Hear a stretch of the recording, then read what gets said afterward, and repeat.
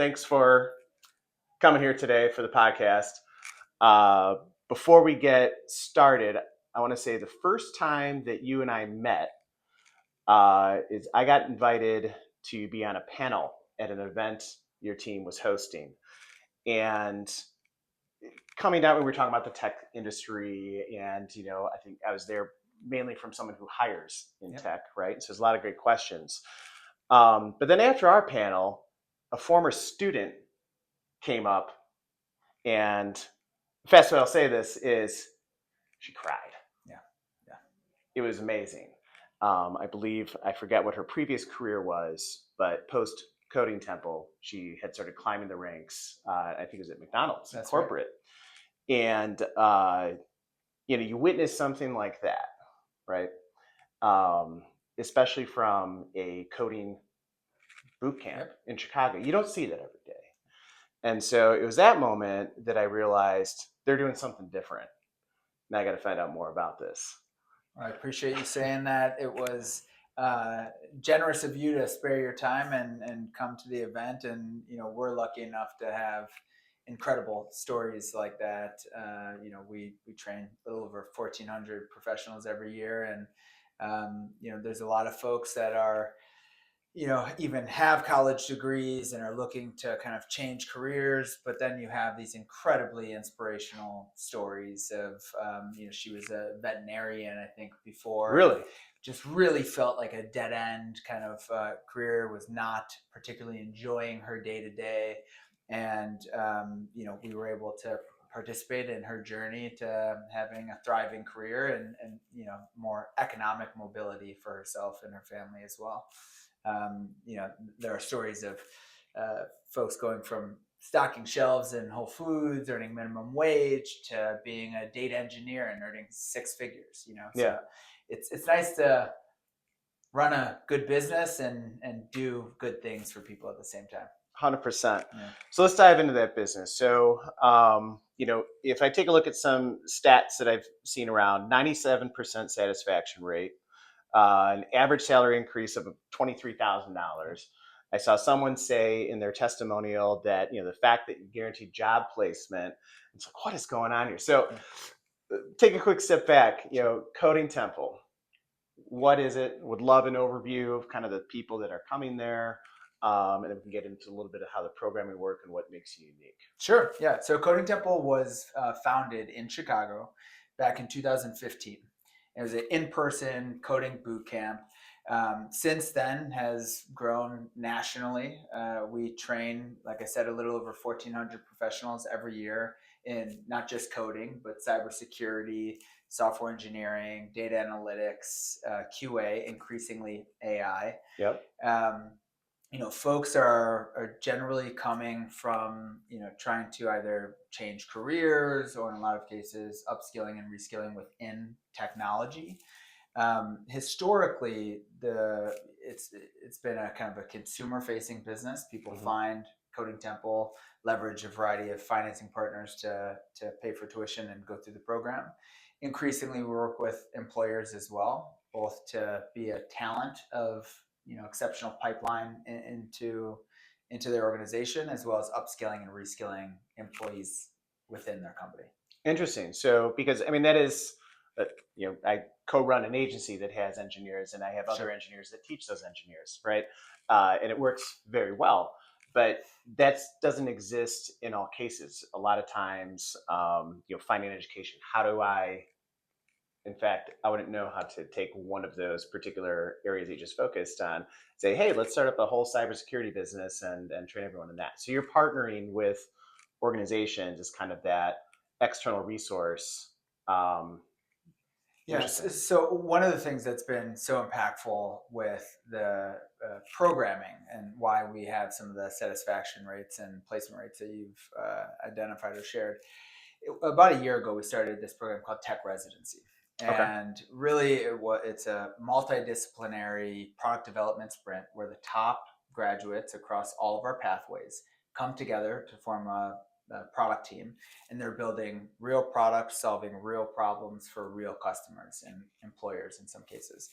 And the impact has been so transformative in terms of their time to contributor and placement rates. We saw an opportunity to create a customized experience for employers, right? Okay. Where we can customize that entire thing for their tech stack, their culture, their compliance frameworks, their regulatory, standards that they have.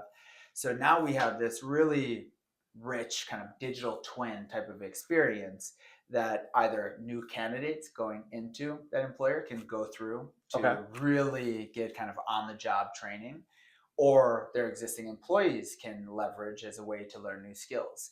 And it's a way of not having to carve out kind of separate learning time, if you will. We call this guided development, Yeah.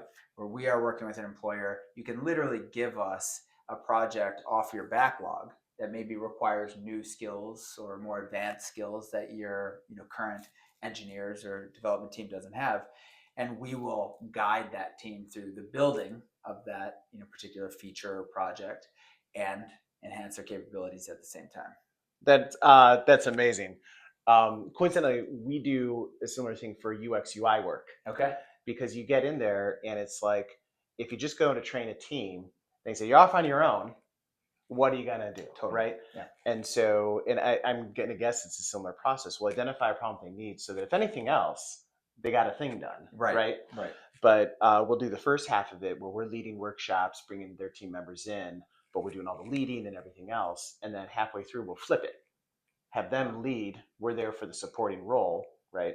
And then I think also in my case, people will talk to a third party person differently than it'll be a different meeting when Sure. we've got a team in from XYZ company versus 100% internal. But it's kind of, we found it as a good way to give some upskilling in kind of that design and UX UI side of things. I love it. I think increasingly you're going to see the line between learning and doing blurred. And I Yeah. think AI will continue to provide opportunity to blur that line in a lot of ways. But I think a lot of skills and UI UX, project management, certain aspects of orchestration of technology require skills that I think you have to, they're a bit more dynamic and complex. Yeah.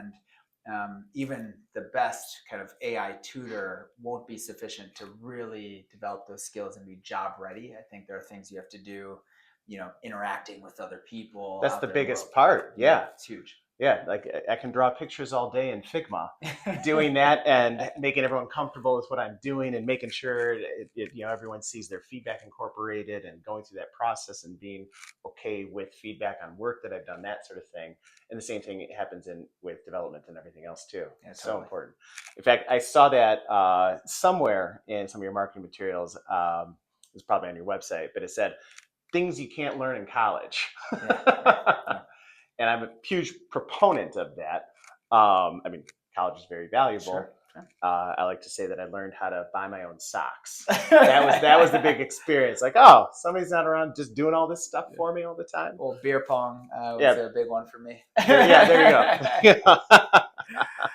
Awesome. So there are other kind of avenues for people to acquire some of these skills. What are some of the things that make Coding Temple unique? You touched on some already, but Sure. we'd just love to.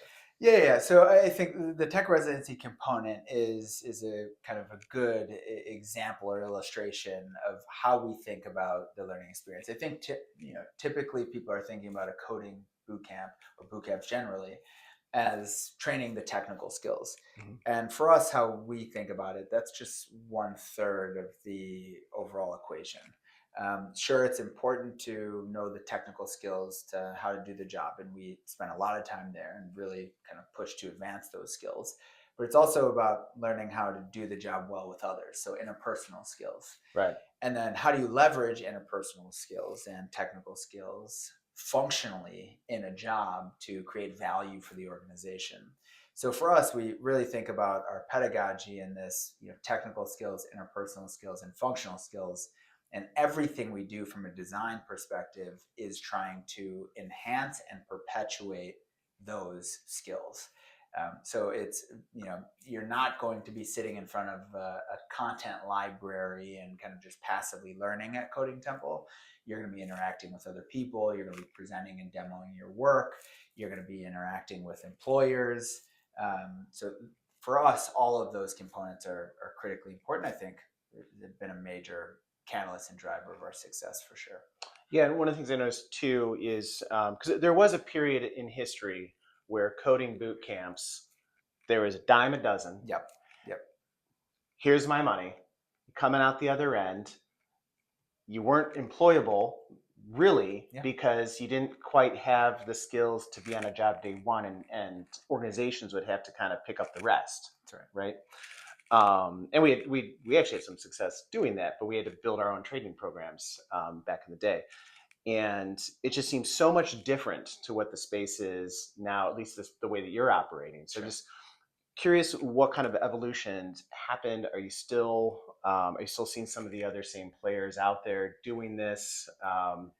Yeah, the space has cleared up a bit. I think there was a time period that you just alluded to where it was really, there was so much kind of insatiable demand for technical talent, Yeah. that it was kind of just getting bodies in seats almost, right? And I Right. think that's how, unfortunately, a lot of providers kind of thought about it. Um, it is no news to anybody that the market has changed in terms of what employers both are looking for from a volume perspective as well Yeah. as a capability perspective of what those folks actually have. So I think you've seen an evolution both in terms of the demand from employers and the capabilities required from the people that they're hiring.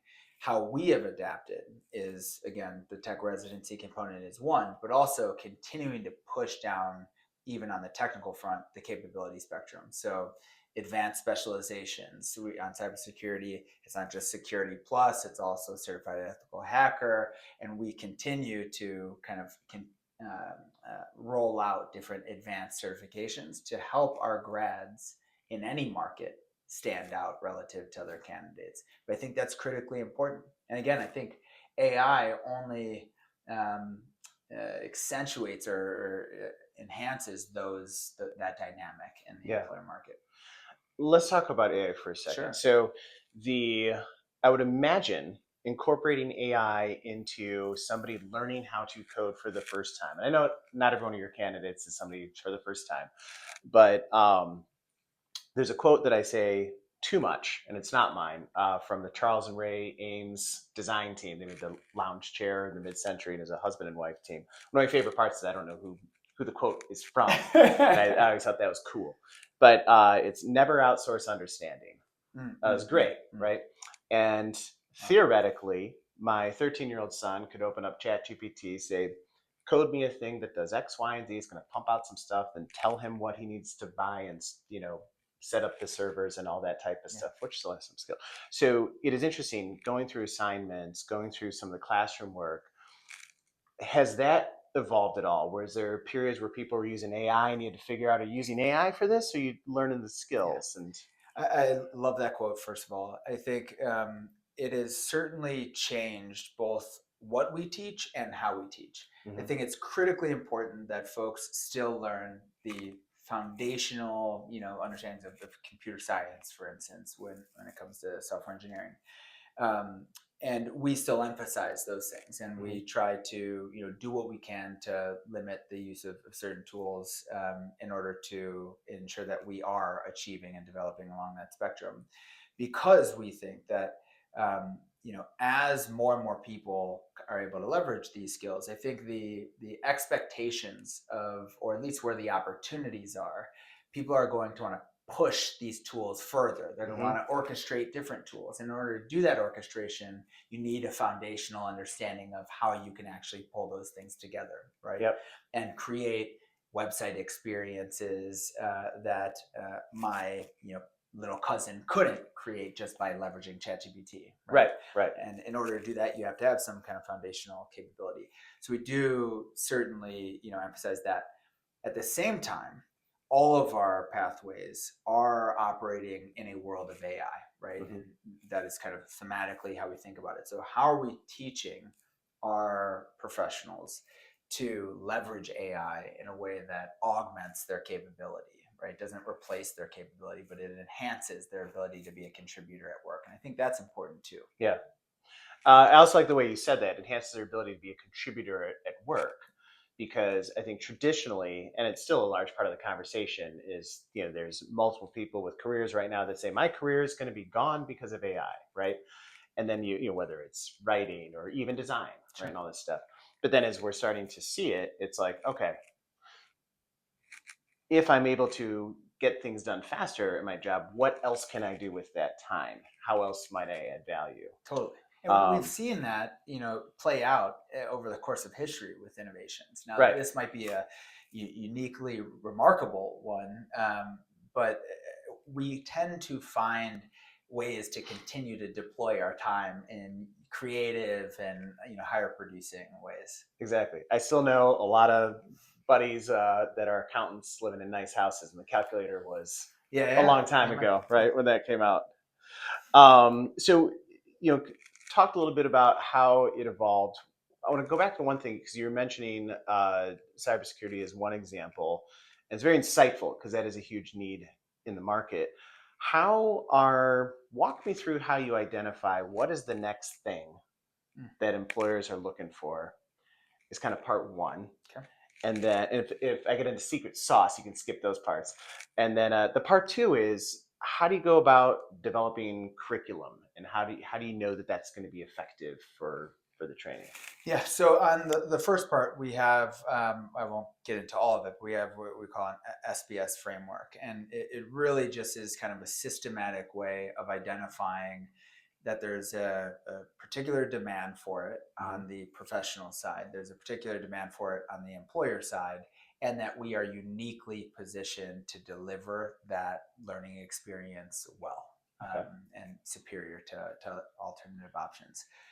On the employer demand piece, it can be, um, it can be tricky because you're trying to balance a couple things. You're trying to skate to where the puck is going ultimately, Mm-hmm. but because it's an accelerated experience where people, it doesn't take them 4 years to get through it, you do have to ensure that there is actually employer demand on the other side of it, right? Sure. So a couple ways that we do that just quantitatively is the supply demand ratio, right? So it's just the number of open positions that are requiring that particular certification and the number of people with that certification, right? Yeah. So we try to optimize for that scenario, but that's just one of three overall dimensions, but that's an important one.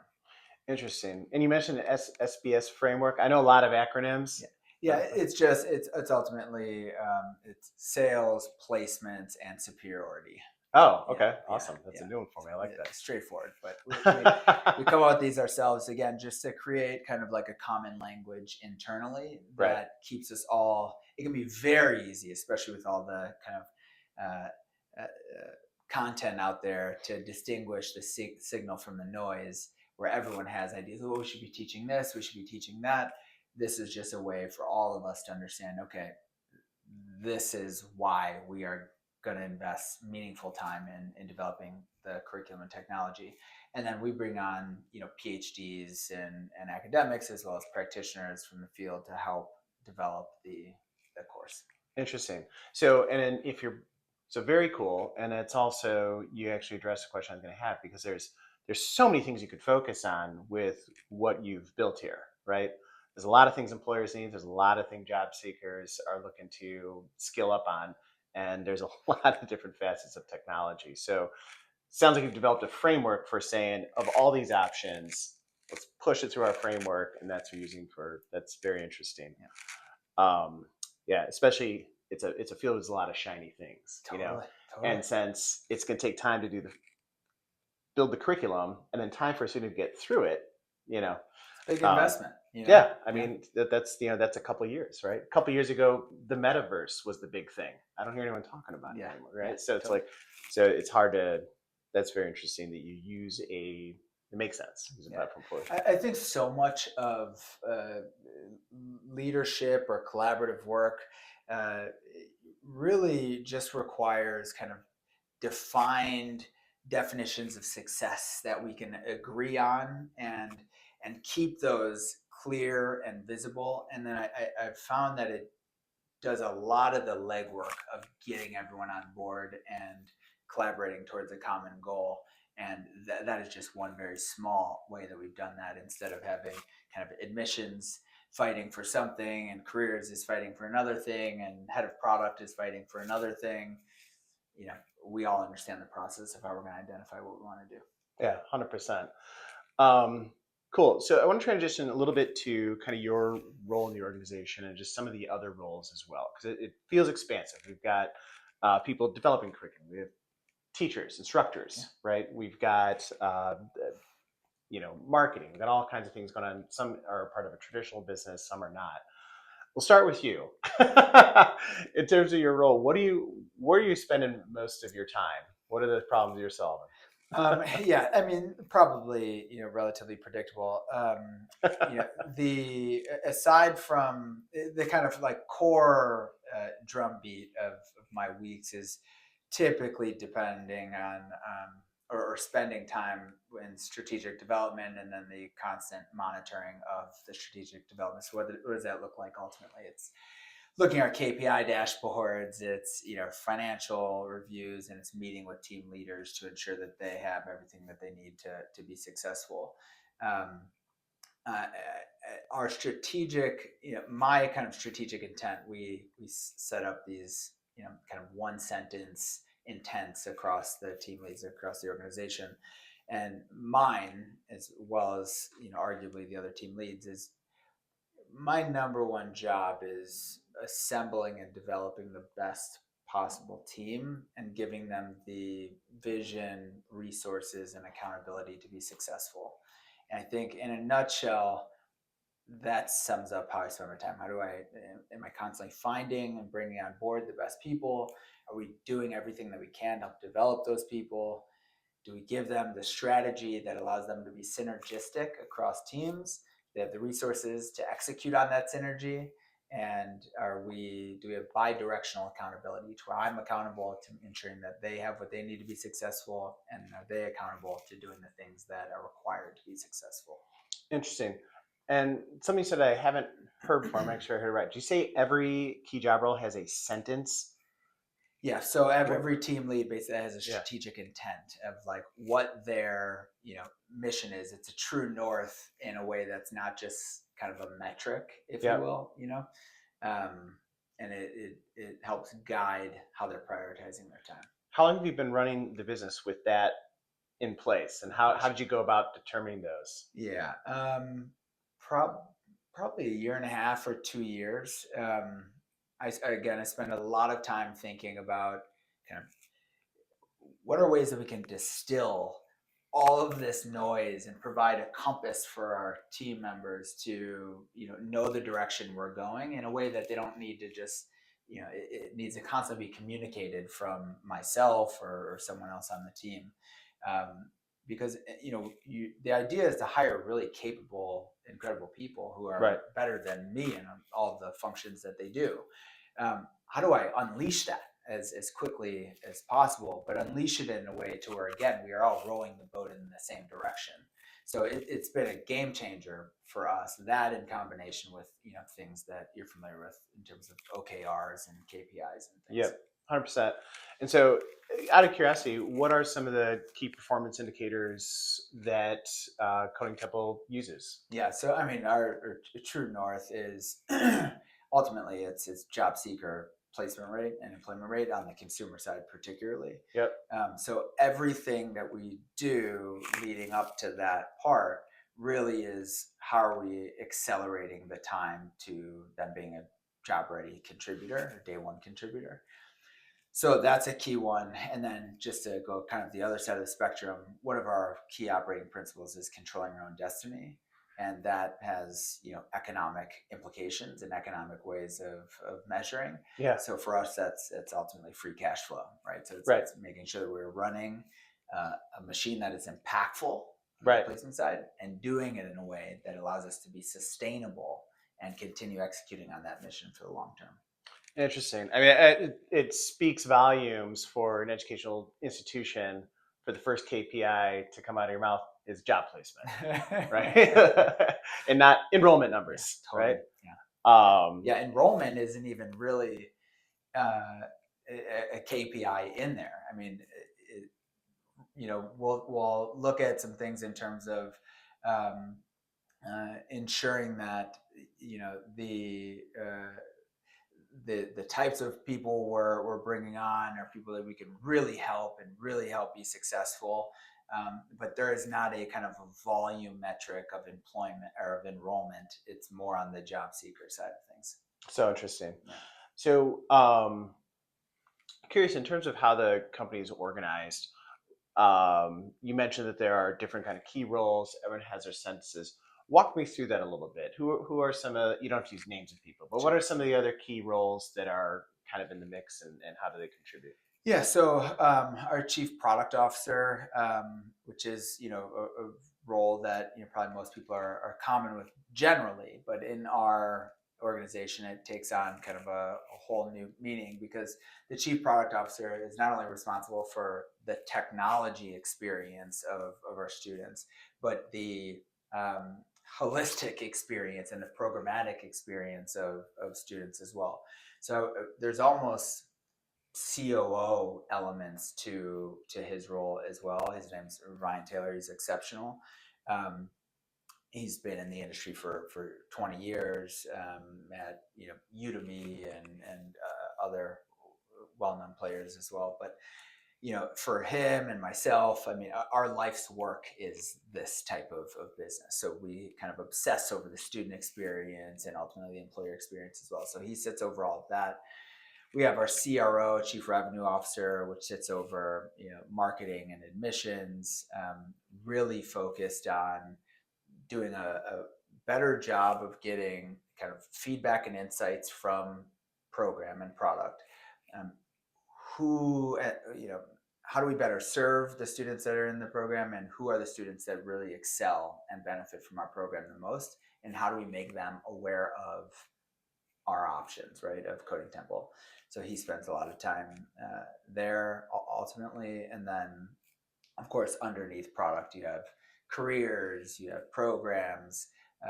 Careers is really focused on both serving students coming out of the experience as well as bringing new employer partners um, into Coding Temple kind of ecosystem. Interesting, and that's I wanted to dive into that specifically. Sure. So again, there's the idea that job placement is huge, and I saw the words guaranteed on the website from someone's testimonial. Would love to just know what that means, what that looks like, and how you're committing to that. Yeah, so we have a money back guarantee. Effectively, if you do all of the things that we've identified in career services, you're submitting applications, you're conducting interviews, then if you don't get placed, you will get your money back. And that's something we stand behind. It's been a critical part of our mission and ethos from the beginning. Um, and what we do on that front is twofold. I would say there's a component of teaching someone how to fish, so career services, really helping them, and that is lifetime access. So folks will often be placed and come back and get kind of professional development and career guidance as well, and sometimes be placed again. Then there's the partnerships piece, which is a little bit more employer facing. Okay. Okay. So our team, we have a dedicated team for that as well, who is interfacing with employers, better understanding their needs, right? The strategic intent there is just to be a trusted advisor, technology advisor for employers, not necessarily to place candidates. It's Mm-hmm. first to focus on the employer and their specific needs. In some cases, we will create, a pipeline into those employers, and it will create a custom tech residency that I alluded to earlier. So it's a unique experience for the top grads to go into, and ultimately the employer has the option of hiring one of these grads. Interesting. So because the money back guarantee, right? Yeah, yeah, There's yeah, a lot of businesses yeah. have that, but it's really interesting. Clearly, you've got some skin in the game on that. So seeing all those services kind of supporting it is is pretty huge. Yeah, it's huge. I mean, it's probably it's where we spend the most time. It's where we make the biggest investment, and honestly, it's where I see the most important kind of strategic, bet and investment that we have. I mean, for us, we have no desire to be kind of just this passive content library type of learning experience. I think AI will continue to be a more and more competitive solution and really solve that challenge of the kind of asynchronous learning experience, and I think it'll do it well. Where we want to anchor is really helping people become job ready and advance their careers. Yeah. Uh, I don't think fewer people are going to require new skills in order to be employable in the future. I think um, more people are going to require new skills to be employable in the future, again, because of some of the disruption of AI. For the skills that are dynamic and complex and hard to learn, we want to be the best solution in the world for that. Yeah. Interesting. And that gets back into what you're not learning about. Yeah, totally. And also part of it sounds like the experience that they're learning it is huge for you all Yeah. as well. I mean, oftentimes we're getting, a lot of our students, I alluded to this before. I mean, 57% of our grads have a college degree. And in some cases, it's in an unrelated field. In many cases, it's in the exact, related field. And you'll get folks that just, they didn't learn anything like this in college, just again, because of the practicality of the experience. The functional aspects of the experience. It's just different. So I think the two can be synergistic together. So for someone coming into Coding Temple, and would be on the consumer side or the individual side, are there things that, so someone's listening to this podcast right now saying, wow, I'm gonna learn how to code, I'm gonna learn AI, I'm gonna guaranteed a job, this is awesome. What are some considerations, or are there considerations in am I fit to enter this program or not? Outside of the passion of wanting to do it. Sure. Yeah, so we have a full technical assessment, and we have live admissions. We have an admissions team that speaks and consults with people who are considering making the jump. So that's one opportunity to just get a better sense or elucidate whether or not it's a fit, and if so, what particular pathway is a fit given not only your kind of aptitude, but also your maybe past professional experience as well. So I think those are important components too, just generally to appreciate and understand that it is an intense and immersive experience. I mean, it's rigorous and it requires a lot of folks to go through it. Again, this is not something that you kind of do in an hour, outside of work. It's going to be a couple hours every day, and it's going to push, folks to be uncomfortable. But we believe that in that discomfort, in those challenges, is where you actually develop those hard to learn skills that do make you employable. At the end of it. 100%. I totally agree. Yeah. Growth happens at the edge of discomfort. Is that the That's quote? Right. Something like That's that. Right. I love the quotes today. I'm full of them. So also to that experience. So, and I love that you said rigorous, intense, because I think there's a risk of sounding like, I'll kind of show up here, learn a couple things, be good to go. So, how long is a cohort going through that process? Yeah. Is it months, couple months? What does it look like for me if I sign up tomorrow? Yeah, 5 to 6 months. 5 to 6 months. Yeah. Okay, we have 2 options, but 5 to 6 months generally. If you were just, let's say you're already an experienced cybersecurity engineer and wanted to get the certified ethical hacker advanced certification, then that would be 8 weeks. Yeah. So it's much shorter. But you'd have to pass an assessment to get into that ultimately. That's interesting. And that is significantly longer than we were talking back to the back in the day coding boot camps that were just kind of, coder mills, right? It's reflective of the capability spectrum that I described. I mean, the reality is it takes time to develop these capabilities. And again, we are not in the business of just trying to kind of, pump out people at the end of it. I mean, we want to place people, want them to be successful. And that requires a bit more of a commitment. Yeah.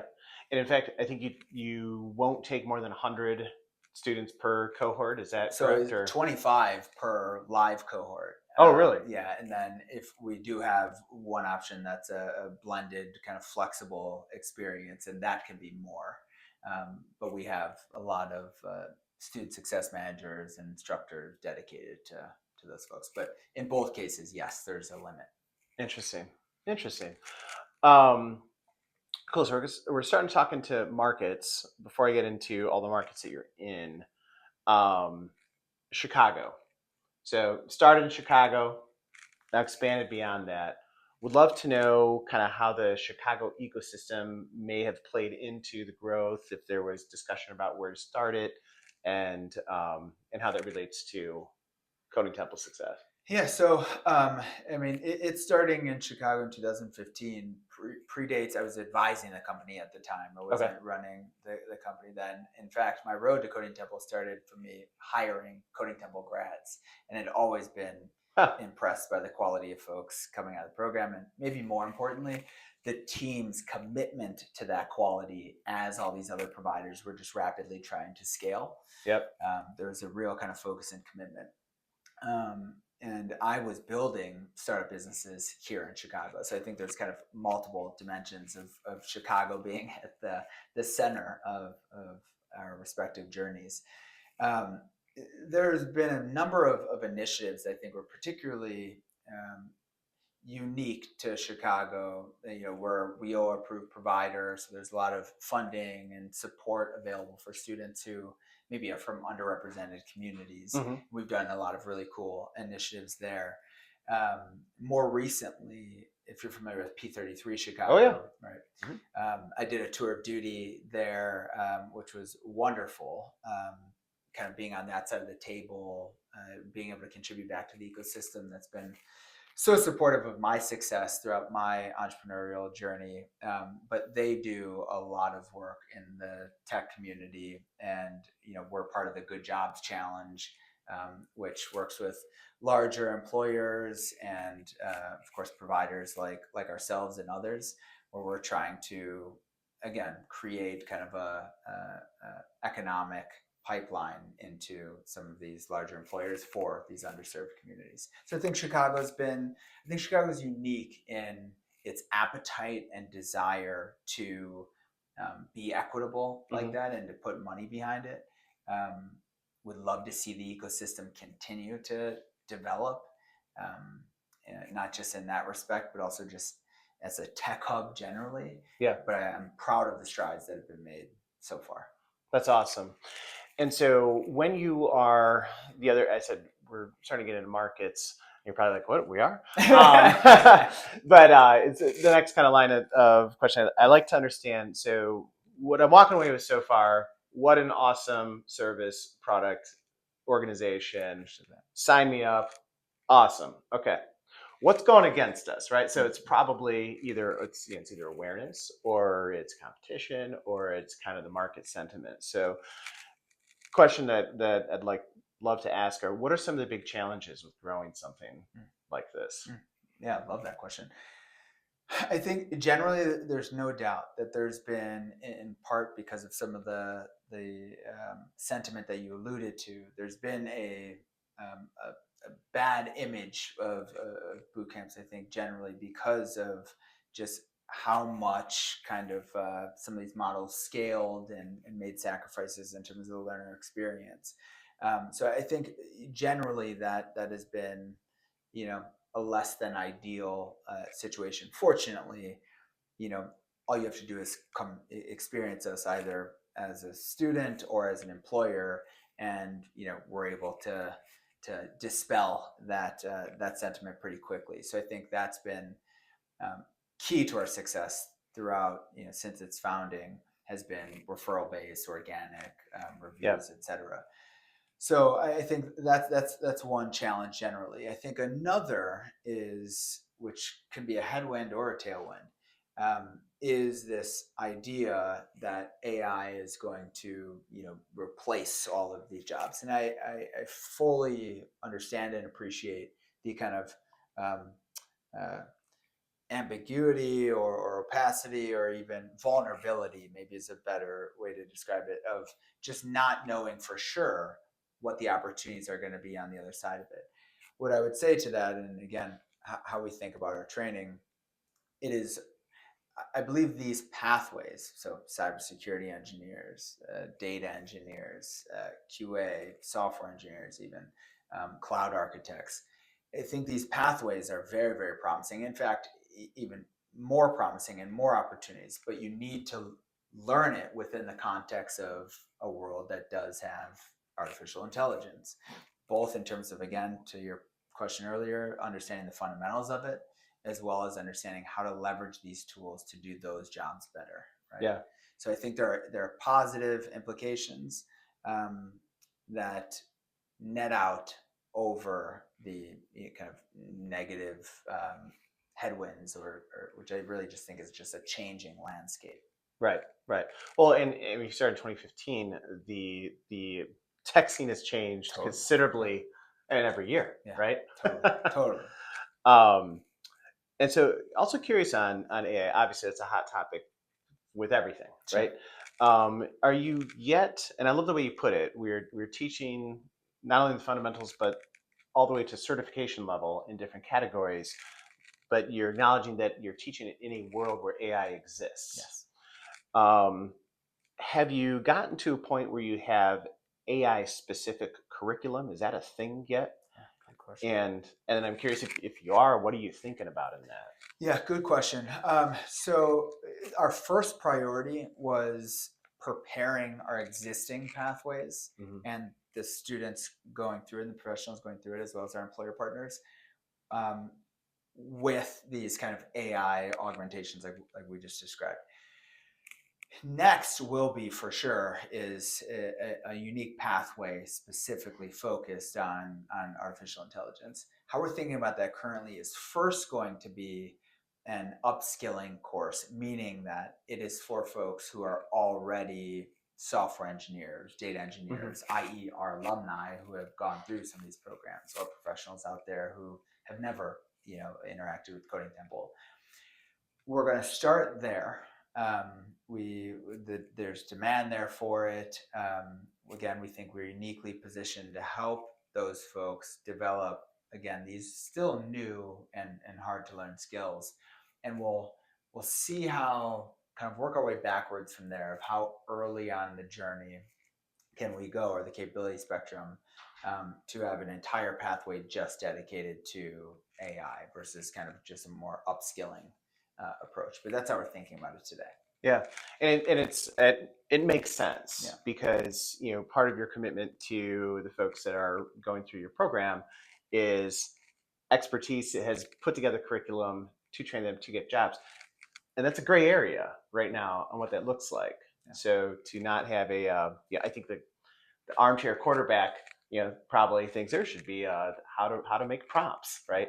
And then you spend 10 minutes doing internet research, and you pretty much know the same thing everyone else does. It seems. I think the durable skills are so important. Again, the interpersonal, the functional aspects, I think are critically. You're going to need those regardless. Right. And the technical skills will continue to evolve. So, that's how we think about it. So you talk to a lot of employers in the work that you do. What are some of the trends that you're seeing in terms of what they're looking? I can make some assumptions based on some of the work that you're, Sure. curriculum that you're putting out there. But are you seeing a shift in trends on some of the hot jobs that people are hiring for, and what does that look like? Yeah, interestingly enough, I wish that there was a particularly kind of new or novel. Maybe don't wish, but it'd be probably more interesting for the conversation.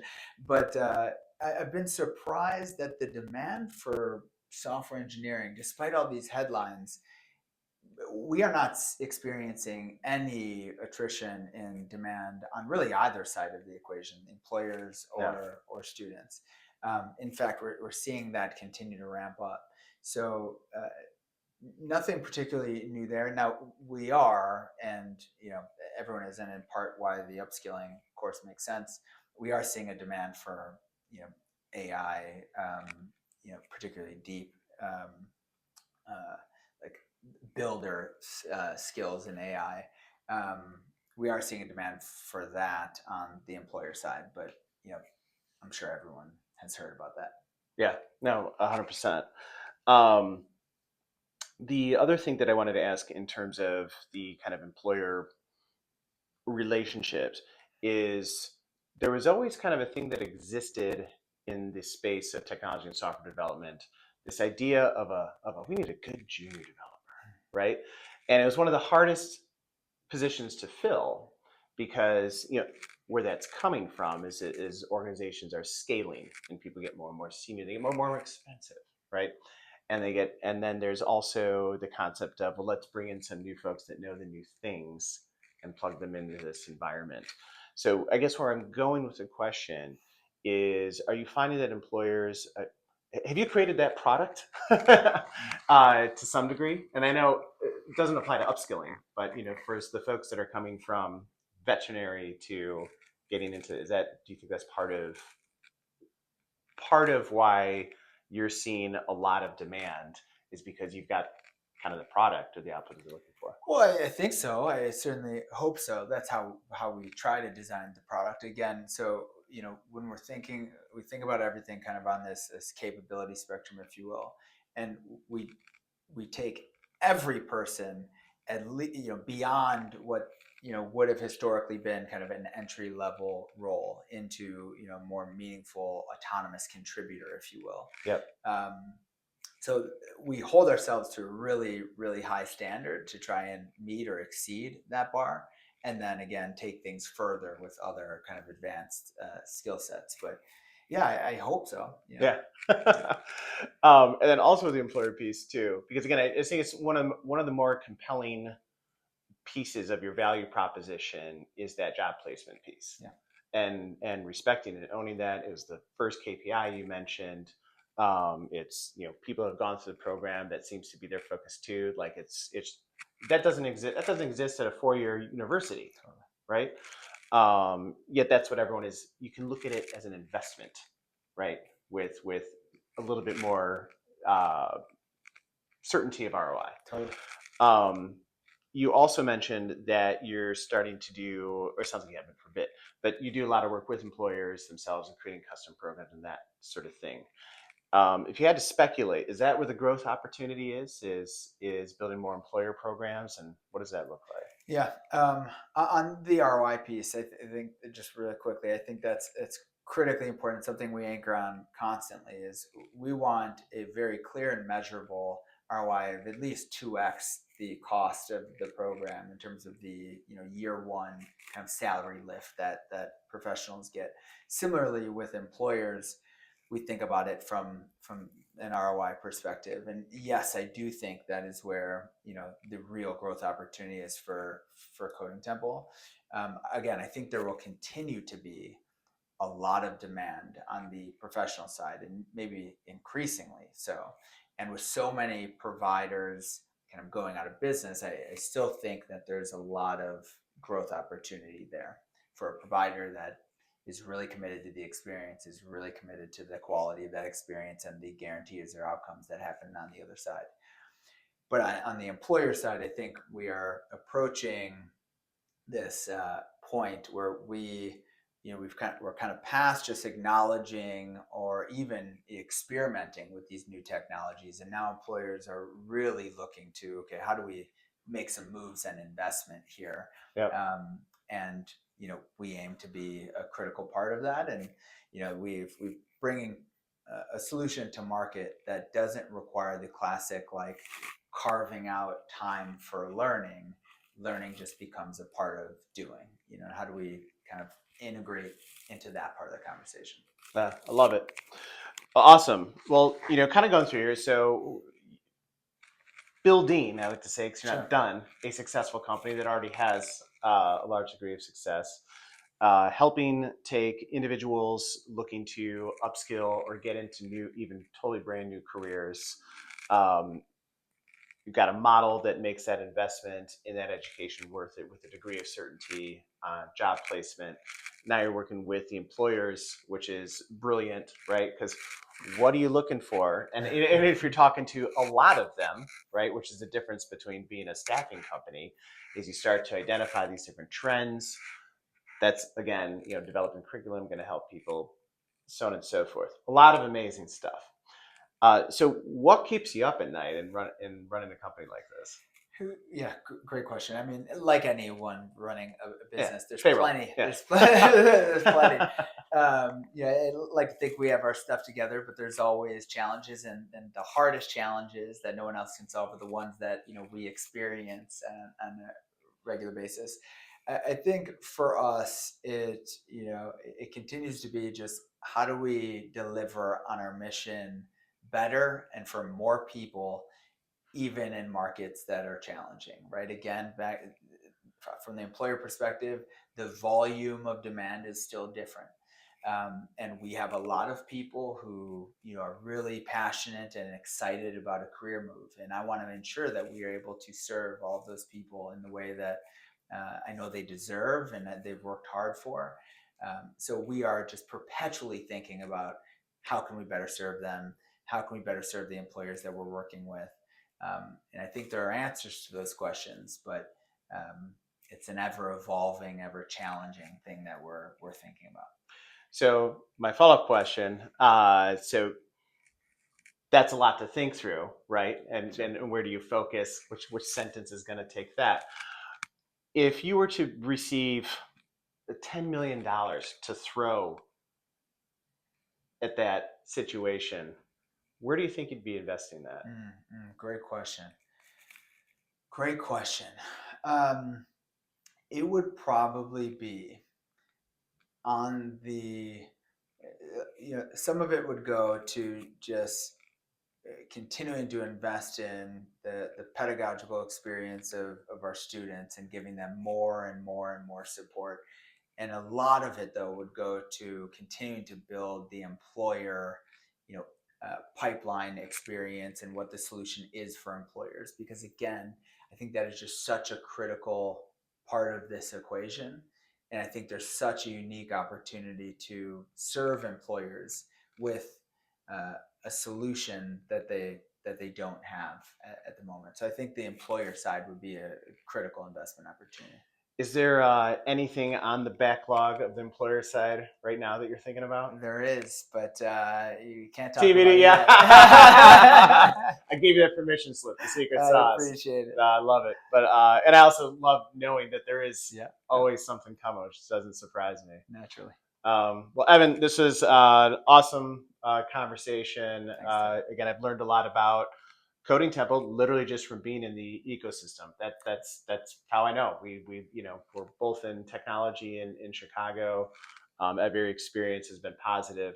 And again, going back to the beginning, I was feeling very proud of myself for being entertaining on the panel. And moments later, there's someone standing up crying about their experience. I was like, oh my god, like what is going on here? But it's tremendous work that y'all are doing. Every touch point I've had with the organization has been super positive. So, Thank you so much, Ted. I yeah, appreciate it. Thanks for having me as well. 100%. All Awesome. right, awesome.